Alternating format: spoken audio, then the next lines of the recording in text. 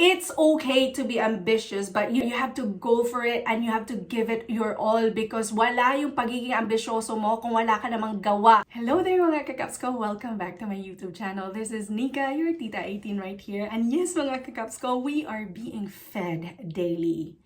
We are full every day, contents after contents after contents, and I am not complaining. I am enjoying this because I get to love Mahalima even more.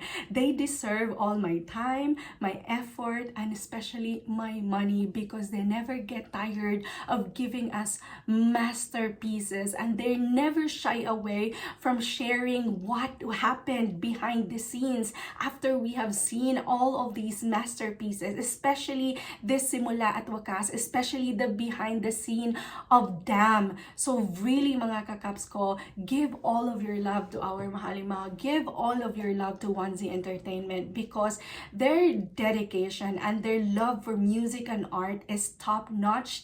It's incomparable. No one can ever come close. Without further ado, this is the third episode of our Mahalima's Damn the Making, and it is all about the concept now. So let's go and dive in. Every release before has been true to their characters. So kapag ibabalik natin kung sino sila before and ipapasok natin sa Damn, since sobrang nag-connect lahat. Everything has a connection. Again, they don't release anything that doesn't have any meaning. So lahat pinag-isipan, lahat nanggaling dito.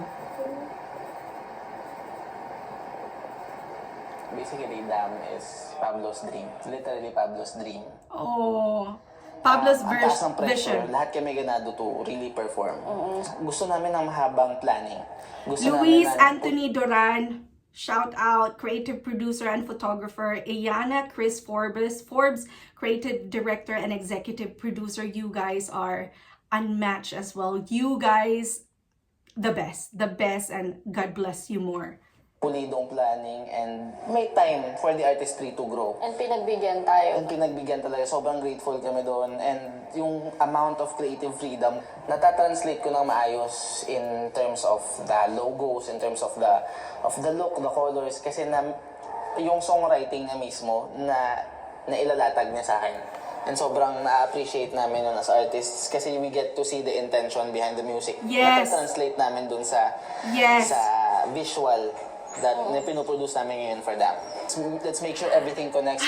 That's why it is really commendable how Pablo is so open-minded to everyone's opinion, to everyone's feedback, because it creates a masterpiece. Like, it's not just one brain cell, it's not just one head, it's not just Pablo, it's everybody. He just has the concept, but because he has that attitude to grow, he has the attitude to really create a masterpiece. That's why he's open to like feedback. He's open to everyone's opinion and feedback. So talagang Pablo is a leader who listens and who applies. Everything snaps in, so people would think and people would look back to everything that they have released before. And we have Alan Shi as a director.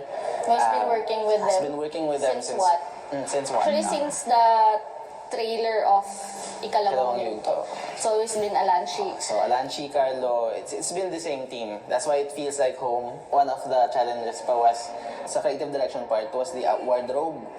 Kasi since it's medieval, it requires so much attention to detail. That's why good thing we have the best of the best. Yeah, like, the best of the best. Right now here, sila Miss Rain, sila Francis Libiran, sila Neric Beltran. Dun sa briefing pa lang, ang sabi nila is, ito na guys, welcome back. Kasi since tayo rin yung gumawa ng pagtatag pa. So, parang sabi nila na this is the third chapter. We have to conduct an interview with them, like a discovery session with the members. To really get to know what they want to tell. You know, this is the reason why it is very important to have a good professional relationship with the people that you work with. It's because they can really create you a masterpiece that would really translate what you want. Is the understanding of the vision that Pablo has, and to think that nakatrabaho na nila before, talagang may connection na. And that's why a good and healthy relationship with the people that you work with is really important, kasi babalik sila sa'yo at masaya silang magtrabaho ulit sa'yo at sila yung nakakaintindi lalo ng vision mo, and they would make it come to life. Grabe yung SB19 at saka Onesie Entertainment because they maintained that relationship with other creatives that they had before. Nakikita niyo sa ganda. So, for example, umakit ka ng bundok, ang taas na narating mo. But how do you higitan yun? Tatanim ka, may puno. Period siya, di ba? Pero it's also a skill that you can plant and you can reach more heights. And at the same time, Pablo. you're able to inspire people through that. I love to be in Pablo's mind. If I have a magic, I would wanna go into his mind and just see how it works. Kasi sobrang, I feel like ang dami kong matutuntunan kung handun ako sa utak ni Pablo. It's medieval, and then sacrifice. One of the challenges pa was, it requires so much attention to detail. 3, 2, 1, go! Yun, okay? Alam nila yung gusto nila eh. So, it makes that's one thing. it makes everything easy in terms of visually Kasi nagpo-provide sila ng gusto nila. Yep. Again, Na-appreciate namin si Stel kasi hindi, ang SB19, hindi lang sila yung kukuha kami ng mga creatives and sila na bahala. Meron kaming idea kung anong gusto namin gawin, pero sila na bahala lahat. Hindi. SB19 does it everything, and they just get more people to really amplify what they have already, really create something great out from their great minds already. actually, sobrang laki na ng tinulong niya sa story. Yung character niya, kasi sabi niya, I would like to suggest na sana may dalawang character ako. You can see I have two personalities Grabe. din, which is the good and bad still. So yung good, technically, siya yung nakakulong doon sa loob ng mirror. And yung bad, siya yung parang nag-uudyok doon sa mga tao na parang pumilit pumasok nung mga layers namin. Parang puntahan yung magic tree. Yung bad still yung nagsasabi sa tao na parang they really need to go inside para makita and makuha yung fruit ng tree na yun. Sa story natin sa dam, if kailangan nilang buhayin yung tree, hindi nila magagawa yun nang wala si Stel. Kailangan pakawalan ni Stel yung sarili niya Oo. para makatulong siya sa grupo. Yun yung halos naging main plot ng dam ng music video. Wow! Tsaka yung in terms of pagtatag, kasi diba, dugo din talaga ni Stel yung nakabuhay ng tree. Actually, siya yung nagtanim. Siya yung nagtanim. Yes. Oo, sa ikalawang yugto. Oh, the Basically, connection, the ganun siya correlation of ka-vital everything. In terms of the So clever. universe. Si Pao naman, yung contribution niya, bukod sa siya yung nagsulat ng song and all. Kumbaga, binigyan niya kami ng insight to ano ba talagang iniisip niya during na sinusulat niya yung song. So, sabi niya dun sa Discovery Session is, panaginip niya talaga yung dam. So, parang ang dream niya is nakatayo silang 5 sa isang dam. Grabe the vision. Parang dulo, parang cliff, oo. So parang kaya sa music video nilagyan namin siya ng parang cliff. Yung dam kasi may pinipigilan ka, di ba? Pinipigilan mo yung flow. Wow! Amazing! Ang Wolf King.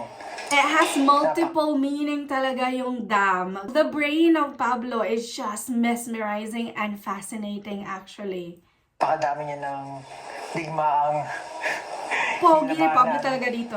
and dumating sa point na napapagod na siya sa mga laban-laban, sa digmaan. So, parang nagpahinga siya sa kanyang lair kung saan namalagi siya for many years. Yung ability niya is shadows. So, he is able to control the shadows. And so, syempre, hindi pwede sinaga ng araw kasi nga nandun na siya sa lair. Basically, dam is Pablo's dream. Kasi panaginip niya talaga. Pablo's And, dream! tuwa Oh kami my na God! napanaginip pa yung voice And kasama it siya came sa to panaginip. life. And, Kaya Thanks to everyone. Kasama sa pangarap. I am so proud. Oh my gosh.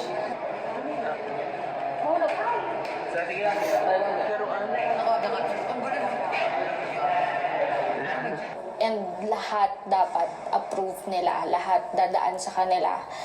So, parang... So, sa kanila galing yung concept, ibabato nila sa creatives nila. Kapag nakapagplano na yung creatives nila, ibabato ulit sa kanila for approval. alam mo yun, the moment na may na-approve na talagang lahat sila on board doon. Lahat-lahat kami sobrang alam na namin yung creative brief by heart.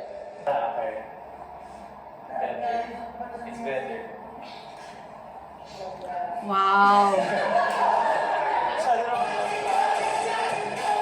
Scene per scene! During meetings, si Josh, ang dami na talagang Ang suggestion. dami niya. Siya yung pinakamadaming insight, suggestions, Tsaka, yun nga, siguro sa Kasi, kanila lahat, siya yung pinaka-opinionated si Josh sa lahat ng members. may experience sa games, tsaka sa mga medieval. Basically, kung di ba, pag naglalaro ka ng mga MMORPG, RPG, di ba, meron mga classes. Nandun ako sa class na parang assassin or thief.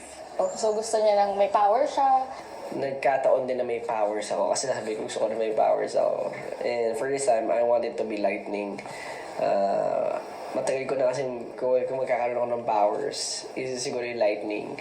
It looks super cool. Ganun. Pero, and then nagdedicate din yung ibang Using parts ng charisma katawan ko. talaga si Josh, ang I feel gwapo na niya. kami, in a way, and ako, dun sa mga nangyayari. This outfit is giving. Seriously, I love his Siyempre, outfit. minsan kasama lang yun sa challenges ng buhay natin. Hindi tayo siyempre papayag na mahina tayo. It's just a bad day. Not a bad life. Exactly. Nung dinidirect ko siya kanina about sa isang Ganda. post niya, Ganda ng damit ni Josh. sinabi ko lang yung certain, sabi ko, mag-require din post ka from Dota. Alam niya na agad. So yun yung thing about Josh. Kasi ang dali niya pumasok doon sa role niya ngayon.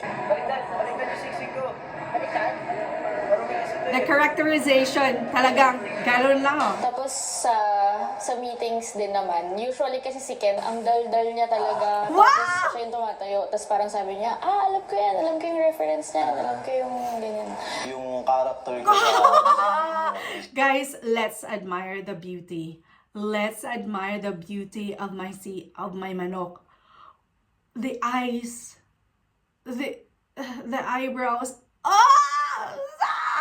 Ang pogi! Para siyang warrior and madami siyang pinagdaanan. He has a lot. One thing is parang troubled siya or anxious siya because of what happened sa war. So that's why pag nakikita niyo sa music video, and that's why yung character ko naging ganyan is because he wants to protect the tree.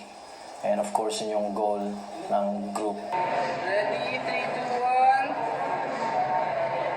Start mo sa Yuko, Ken. Yuko mo na. I really love that everyone is on the same boat. Everyone understands the They vision. know the material. Ultimo, pati yung details ng book, sinabi ni Ken na mas maganda yan pag may mga metal parts, pag ganito yung writing. Grabe. Kasi lahat sila may inputs to that very detail. Si Jack kasi sobrang natutuwa kami kasi lahat na ipoproduce namin, lahat na ipaplano, ipapakita namin sa kanya visually, sobrang nagugustuhan niya, sobrang appreciative siya for it. And may inputs din talaga sila na what if ganito yung material, what if ganito yung color. Magsasend talaga siya ng photo, magsasearch siya. Oo, as in real time, pag nakita niya, magsasend agad siya ng photos para lang to suggest. Hanggang makarating kami ngayon kasi Kasi I believe that artistic the talaga boys, si Jack. SB19, alam nila yung gusto nila eh. So, it makes everything easy in terms Easier. of visually. He represents the decisions of the group. Then, Yung character ko naman dito sa The Music video is very, sabi ko, me, very me. Hindi, See? kita niyo It naman, reflects their medyo real ganyan, life characters, kaalaman. personality Blind talaga. Ako, pero I can see more than what the Other normal members. people can see. Yeah. Parang ganun yung mensahe niya na hindi lang ako nakakita basta, but I can, You can see what's beyond that. beyond. Yeah. And nakita ko nga kung ano yung solusyon dun sa problema, parang ganun. Ang role ko is yung character ko, isang researcher. Yun, even though I'm blind, I can see what's beyond. Yeah. Wow, amazing. The creativity talaga is unmatched. From the past projects, ito talaga yung pinaka hands-on sila. Kasi sa lahat ng meeting, they make sure na nandyan silang lahat. doon namin naramdaman na sobrang pina-prioritize na to. As in, sobrang binibigyan nila ng effort, binibigyan nila ng time. Basically, yung MV na to, ang taas ng Commitment value for them. talaga. They wanted That's to, it. they wanted to be as ambitious as possible. They wanted to be personal as possible. Sobrang naging madali because everybody is on board. As in, lahat kami it's on the single. As in, lahat kami in one page. Sobrang ganda, sobrang happy ng boys sa kinalabasan. Wow, amazing. Yeah, it's okay to be ambitious, but you have to go for it and you have to give it your all because wala yung pagiging ambisyoso mo kung wala ka namang gawa. And that's what SB19 is showing us. If you wanna be there, if you wanna produce a masterpiece, you have to work hard for it and you have to give it your all. You have to be committed, you have to be dedicated and just 100%, 200% working hard towards what you really want to achieve. So yes, kudos talaga sa lahat ng creatives, lahat ng staff, sa ating Mahalima. Sobrang nakaka-proud lang kasi there's no other P-pop group or there's no other company that would let us see what's behind their brain, what's behind everything that happened before releasing a masterpiece. A lot of things for them to jot down actually, and I won't be surprised if Onesie Entertainment would be really big in the music industry or as a talent company in 5 years time. So yeah, thank you mga kakaps ko. I'll see you guys again next time. God bless. Take care. Bye.